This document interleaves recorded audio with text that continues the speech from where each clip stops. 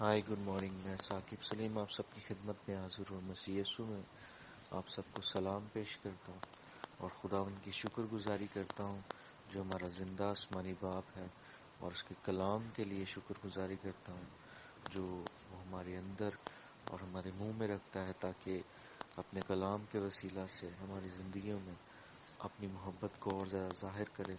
ہم سب مل کر اس کی غیر مشروط محبت کے لیے خدا ان کی شکر گزاری کرتے ہیں. عزیزو، آج ایک اور اہم اور خاص بات ہر دفعہ کی طرح جیسے ہم کلام مقدس میں سے شیئر کرتے ہیں ہم شیئر کریں گے.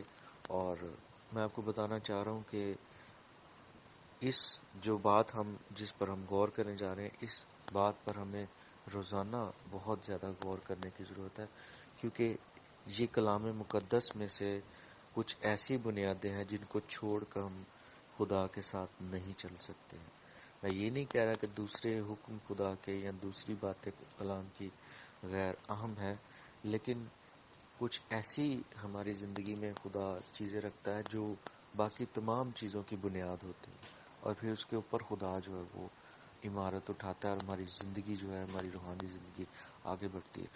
عزیزو، ہم آج جو حوالہ دیکھیں گے ہم دیکھ سکتے ہیں اسے نئے عہد نامہ میں سے متی کی انجیل اور اس کا 22واں باب ہے، اور اس کی 35ویں آیت سے لے کے میں 40ویں آیت تک پڑھوں گا. اور انگلش بائبل میں سے آپ اسے دیکھ سکتے ہیں gospel of Matthew new Testament میں سے، اور اس کی 35th ورس سے ہم 40th ورس تک پڑھیں گے. یہاں پر لکھا ہے، اور ان میں سے ایک شرع کے عالم نے آزمانے کے لیے اس سے پوچھا، اے استاد، توریت میں کون سا حکم بڑا ہے؟ اس نے کہا، خداوند اپنے خدا سے اپنے سارے دل، اپنی ساری جان اور اپنی ساری عقل سے محبت رکھ. پہلا اور بڑا حکم یہی ہے، اور دوسرا اس کی مانند یہ ہے کہ اپنے پڑوسی سے اپنے برابر محبت رکھ. انہی دو حکموں پر تمام توریت اور انبیاء کے صحیفوں کا مدار ہے. آمین. عزیزو، ہمیں نظر آتا ہے جب ہم خدا یسوع مسیح کے تعلق سے پڑھتے ہیں اناجیل میں، تو ہمیں نظر آتا ہے بہت جگہ فقی اور فریسی یسوع مسیح کو جہاں آزمانے کی کوشش کرتے تھے، لیکن یسوع مسیح جو خدا کا زندہ کلام تھا، اس میں سے ہمیشہ ان لوگوں کے لیے جو اس کا اچھا نہیں بھی چاہتے تھے، اس کے اندر سے بھلائی نکلتی تھی. عزیزو، آج جو خدا نے میرے دل میں بات ڈالی ہے، ہم جس پر غور کریں گے، وہ یسوع مسیح کا دوسرا حکم ہے، اور وہ یہ ہے کہ اپنے پڑوسی سے اپنی مانند محبت رکھ. آج ہم اس پر غور کریں گے، اور میں آپ کو بتانا چاہ رہا ہوں کہ اگر یہ دو حکم اگر ہماری زندگی میں ان کی اہمیت نہیں ہے، تو پھر ہم روحانی زندگی جو ہے وہ نہیں گزار رہے ہیں، بلکہ ہم اپنے آپ کو دھوکہ دے رہے ہیں، اور ابلیس نے ہماری زندگیوں میں ایک بہت بڑا جال بنایا ہوا ہے اگر ہم ان دو حکموں پر غور نہیں کرتے. اس کی وجہ میں آپ کو بتا دیتا ہوں. اس کی وجہ یہ ہے کہ کلام مقدس فرماتا ہے کہ خدا محبت ہے. خدا محبت ہے. اب میں ہمیشہ کی طرح اکثر اپنے میسیجز میں جب ہم شیئرنگ کرتے ہیں تو میں بتاتا ہوں کہ کلام مقدس میں سے اگر آپ دیکھیں تو ہماری خدا کے پاس آنے کی جو بنیاد ہے، جو کلام میں لکھی ہوئی ہے، وہ کیا ہے؟ کلام مقدس میں لکھا ہی ہونا کہ انجیل میں کہ خدا نے دنیا سے ایسی محبت رکھی کہ اپنا اکلوتا بیٹا بخش دیا، تاکہ جو کوئی اس پر ایمان لائے ہلاک نہ ہو بلکہ ہمیشہ کی زندگی پائے. میں آپ کو بتانا چاہ رہا ہوں خدا نے ہم سے کیسی محبت کی. خدا نے ہم سے تب محبت کی جب ہم گناہ گار تھے، تب بھی اس نے ہمارے لیے ہم سے محبت کی. اور کلام مقدس ہمیں یہ بھی بتاتا ہے کہ جب ہم گناہ گار ہی تھے تو یسوع مسیح ہماری خاطر میں ہو. آپ دیکھیں کہ ابھی ہم گناہ گار ہی تھے، یعنی ابھی انسان گناہ گار ہی تھا، تو یسوع مسیح ساری انسانیت کے واسطے اس نے اپنی جان سلیب کر دی. یہ کیا ہے؟ یہ خدا کی محبت ہے. اور اگر ہم اس پر غور کریں تو اسی محبت نے ہمیں بچایا ہے. عزیزو، بہت سے لوگ جب ان کی زندگی میں، ایمانداروں کی زندگی میں اگر ان سے کبھی مسٹیکس ہو جاتی ہیں، حالانکہ خدا کی یہ مرضی نہیں کہ ہم غلطیاں کریں، لیکن اگر ہو جاتی ہے تو ابلیس ان کو یہ کہنے کی کوشش کرتا ہے کہ تمہاری روحانی زندگی ختم ہو گئی، تم یہاں پر تمہارا سب کچھ ختم ہو گیا، اور اس کے بعد وہ لوگ پریشان ہو جاتے ہیں، مایوس ہو جاتے ہیں، اور خدا کی راہ سے ابلیس ان کو پوری کوشش کرتا ہے کہ وہ ہٹا دے. اور بہت سے لوگ ایسے بھی ہیں جو ابلیس کے ہتھ کنڈوں میں اس قدر گہرے طور پر پھنس جاتے ہیں اپنی غلطی کی وجہ سے، کلام سے دوری کی وجہ سے، کہ وہ گر جاتے ہیں اور پھر ان کی زندگی میں تباہی بھی آ جاتی ہے. ہم اس پر بات نہیں کریں گے مزید، لیکن میں آپ کو بتانا چاہ رہا ہوں کہ ہم نے سب سے پہلے اس بات کا یقین کرنا ہے خدا ہم سے محبت کرتا ہے اور غیر مشروط محبت کرتا ہے، اور وہ ہم سے محبت کرتا ہی رہتا ہے. اور جب خدا ہم سے محبت کرتا ہے تو پھر آٹومیٹکلی جب ہم خدا کے پاس آتے ہیں، جب وہ ہمیں تبدیل کرتا ہے، جب وہ ہمارے گناہوں کو معاف کرتا ہے، تو پھر ہمارے اندر کلام مقدس فرماتا ہے ہمارے اندر جو خدا کی محبت ہے وہ رول قدس کے وسیلہ سے ڈالی گئی ہے. اور جب ہم رول قدس کے وسیلہ سے ہمارے اندر خدا کی محبت ڈالی گئی ہے تو پھر ہم رول قدس کے وسیلہ سے ہی خدا سے محبت رکھ سکتے ہیں. ہم اس کے وسیلہ سے خدا سے محبت رکھ سکتے ہیں. اور خدا سے محبت رکھنا کیا ہے؟ آپ یوحنا کی انجیل، ویسے آپ کلام مقدس میں سے آپ کہیں پر بھی پڑھیں، خدا آپ پر ظاہر کرے گا، لیکن یوحنا کی انجیل کی اگر آپ سٹڈی کریں تو یسوع مسیح نے وہاں فرمایا کہ جو مجھ سے محبت رکھتا ہے وہ میرے حکموں پر بھی عمل کرتا ہے. اگر ہم خدا سے محبت رکھتے ہیں تو پھر ہم اس کے حکموں پر بھی عمل کریں گے. اب میں یہ پہلے حکم پر کیوں غور کر رہا ہوں، حالانکہ ہم فوکس سیکنڈ حکم پر کر رہے ہیں.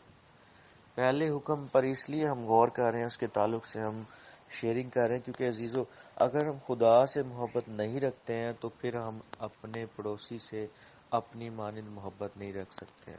یسوع مسیح سے کسی نے یہ بھی سوال کیا کہ میرا پڑوسی کون ہے، اور آپ جانتے ہیں بہت سے لوگ جو بائبل سٹڈی مطلب کرتے ہیں، وہ تمام بہن بھائی یہ بات جانتے ہوں گے کہ یسوع نے کیا جواب دیا. میں آپ کو سمپل جواب دیتا ہوں. ہمارے ارد گرد جتنے لوگ ہیں، چاہے وہ ایماندار ہے چاہے وہ نہیں ایماندار ہے، کیسے بھی ہیں، چاہے وہ میچور ہے چاہے وہ اممیچور ہے، جیسے بھی ہیں، وہ سب ہمارے پڑوسی ہیں اور ہم نے ان سے اپنی مانند محبت رکھنی. اور اسی سے میں آپ کو بتا رہا ہوں خدا کے ساتھ چلنا جو ہے وہ نیم گرم نہیں ہے یا تھوڑا گرم نہیں ہے، بلکہ خدا کے ساتھ پوری گرم جوشی کے ساتھ چلنا، پورے طور سے اس میں ہونا، یہ بہت ضروری ہے. خدا کے ساتھ یا تو ہم چل سکتے ہیں یا ہم نہیں چل سکتے، یا ہم چل رہے ہیں یا ہم نہیں چل رہے، یا تو ہم اپنا سب کچھ جو خدا میں ہم نے اس کو دے دیا ہے یا تو ہم اسے سمیٹ رہے ہیں یا پھر ہم خدا کے بغیر اسے بکھیر رہے ہیں. درمیان والی کوئی حالت نہیں. بعض لوگ کہتے ہیں بھائی میں دنیا کا بھی خیال رکھتا ہوں اور میں خدا کا بھی خیال رکھتا ہوں. تو میں ایسے لوگوں کے لیے جو ہے وہ ایک سچائی بتانا چاہ رہا ہوں کہ میرے پیارے عزیز بہنوں اور بھائیوں، اگر آپ ایسا سوچتے ہیں تو آپ خدا کے ساتھ نہیں چل رہے ہیں. کیونکہ کلام مقدس میں تو یہ بھی لکھا ہے، اگر پہلا گرنتھی اس کا 13واں باب ہم پڑھیں، وہاں پہ لکھا ہے کہ خواہ میں اپنا بدن جلانے کو دے دوں اور محبت نہ رکھوں تو میں کچھ بھی نہیں. اگر ہم اپنا بدن جلانے کو بھی دے دیتے ہیں اور ہم محبت نہیں رکھتے ہیں تو ہم کچھ بھی نہیں ہیں. اور عزیزوں میں آپ کو بتانا چاہ رہا ہوں کہ یہ سپر نیچرل ہے، یہ ہم خود سے نہیں کر سکتے. ہم خدا سے محبت خود سے نہیں کر سکتے، یہ رول قدس ہمارے ذریعے سے کرواتا ہے. اور وہ کیسے کرواتا ہے؟ جب کلام کو پڑھتے ہیں اور پھر ہم اس بات کا بھی اپنے اندر ارادہ کرتے ہیں اپنی آزاد مرضی سے. اب یہ جو آزاد مرضی ہے، یہاں پہ خدا جو ہے وہ کبھی بھی مداخلت نہیں کرتا. خدا کی یہ خصوصیت ہے، یہ اس کی ذات کا خاصہ ہے کہ وہ کبھی بھی ہمارے سے کوئی کام زبردستی نہیں کرواتا، بلکہ وہ ہمیں قائل کرتا ہے، وہ کنونس کرتا ہے. اور اگر ہمارے اندر ہمارا جسم ہمارا ساتھ نہیں بھی دے رہا اور ہم پھر بھی اس بات کا خیال رکھنے کہ نہیں خدا نے کہا اس لیے مجھے یہ کرنا، تو عزیزو اس کا مطلب یہ کہ ہم خدا کو اہمیت دیتے ہیں. ہماری زندگی میں پہلا درجہ خدا کا ہے اور خدا سے محبت کریں. تو عزیزو جب ہم خدا سے محبت رکھیں گے تو پھر ہم اپنے پڑوسی سے اپنی مانند محبت رکھ سکیں گے.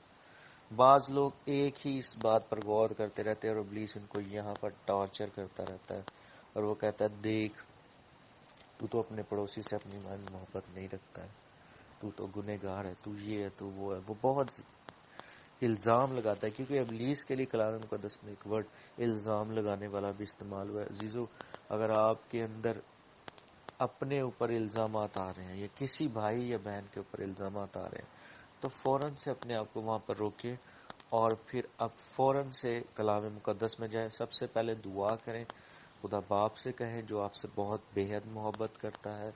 وہ کسی بھی لیڈر سے زیادہ آپ سے محبت رکھتا ہے. آپ جس کسی کو بھی اپنا روحانی باپ کہتے ہیں اس سے بھی زیادہ وہ آپ سے محبت کرتا ہے، کیونکہ آپ کا جو صحیح روحانی باپ ہے وہ خدا ہے، کوئی انسان نہیں، یہ نہ ہی ہو سکتا ہے.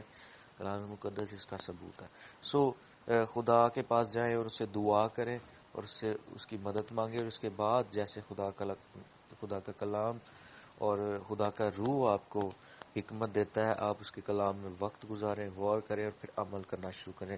آپ بالکل آزاد ہو جائیں گے. اس کی وجہ کیا ہے؟ کیونکہ خدا آپ سے آلریڈی بہت محبت رکھتا ہے. عزیزو، ہم جب بھی خدا کی راہ سے ہٹتے ہیں یا ہم نقصان اٹھاتے ہیں، اس میں خدا کی کہیں پر بھی غلطی نہیں ہوتی، اس میں صرف اور صرف ہماری غلطی ہوتی ہے. یا تو ہم کلام مقدس میں وقت نہیں گزار رہے ہوتے ہیں، یا ہم کلام سے زیادہ اور چیزوں کو سوچ رہے ہوتے ہیں اور ہم ان پر غور کر رہے ہوتے ہیں. اور یہ میرا زندگی میں تجربہ ہے، یہ میں کوئی سنی ہوئی بات نہیں آپ کو بتا رہا ہوں، یہ میرا اپنا زندگی میں تجربہ ہے کہ جب میں نے کلام پر غور نہ کیا تو میں گر گیا. لیکن خدا کی یہ مرضی نہیں.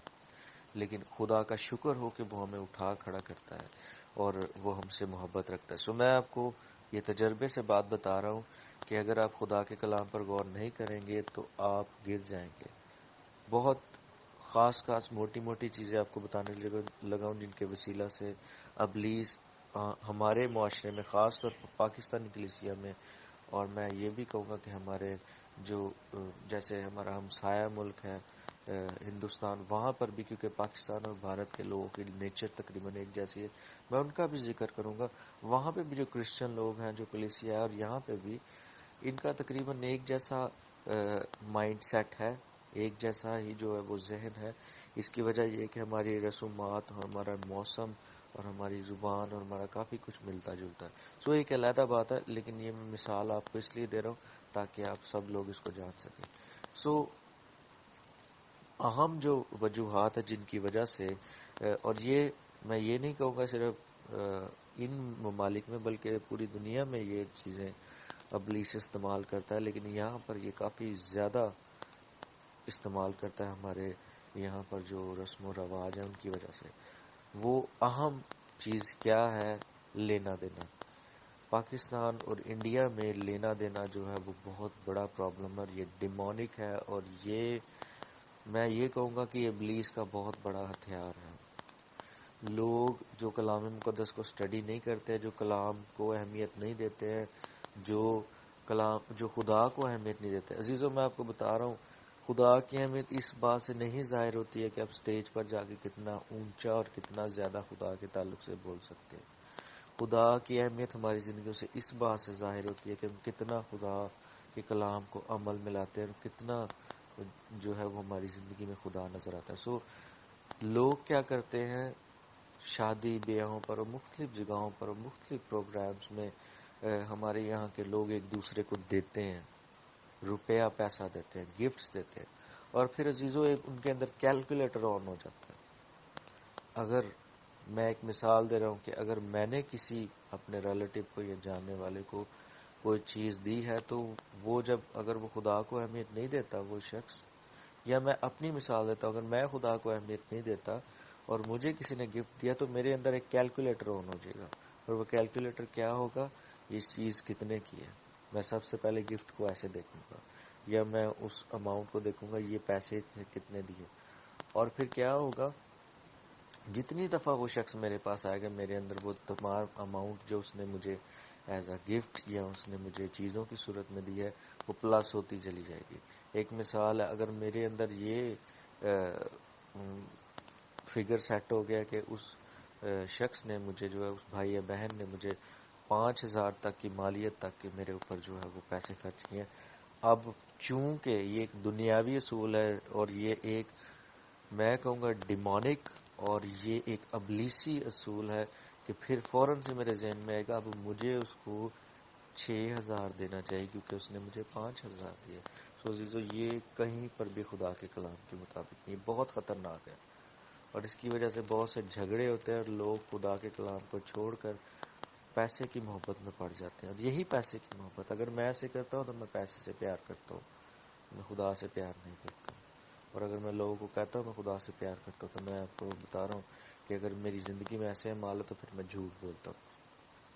سو عزیزو میں آپ کو بتانا چاہ رہا ہوں کہ یہ بہت ہی خطرناک ہے.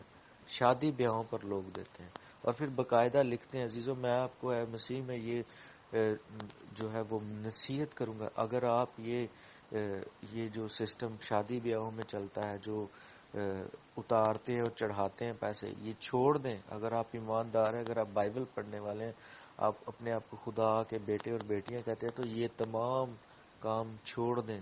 یہ کلام کے مطابق نہیں ہے، چھوڑیں. آپ چھوڑیں گے تو یہ ختم ہوگا.